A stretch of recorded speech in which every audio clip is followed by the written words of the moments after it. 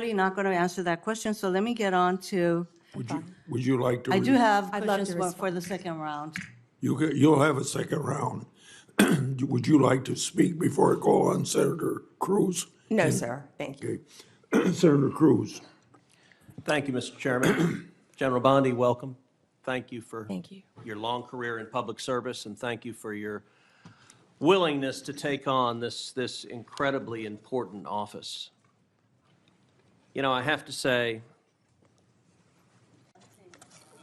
I don't know that there is a more important position in this new administration than the position to which you have been nominated, Attorney General of the United States.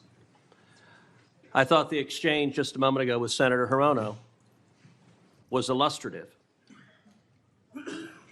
She asked you how you would respond if the president asked you to target his political enemies. It's rather striking because it's not a hypothetical. It has happened over the last 4 years. And I think perhaps the most tragic legacy of the Biden-Harris administration has been the politicization and the weaponization of the United States Department of Justice. And we don't need to ask hypothetically because Joe Biden publicly mused and allowed the New York Times to report it, calling on Merrick Garland, why will he not prosecute Trump more quickly? And Merrick Garland, sadly, he sat in that chair and promised to be apolitical, and he broke that promise almost the instant he walked into the Department of Justice. If you look on the west pediment of the Supreme Court of the United States, just above the entrance, there's a simple yet profound four-word phrase, equal justice under law. We have seen over the last 4 years a Department of Justice that systematically targeted the political opponents of Joe Biden and Kamala Harris, and that systematically protected his friends and allies.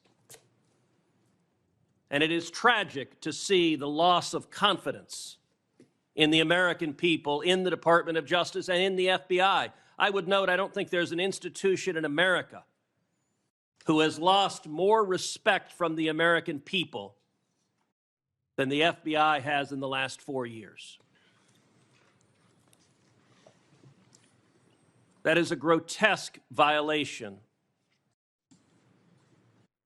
of the obligation of the Department of Justice and the FBI. So I want to start with just a very simple question.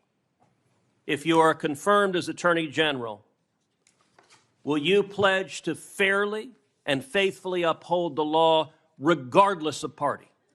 So help me God. Amen. Look, and I want to be clear for folks at home. I don't want a Republican Department of Justice. I don't want a Democrat Department of Justice. I want a Department of Justice that follows the damn law.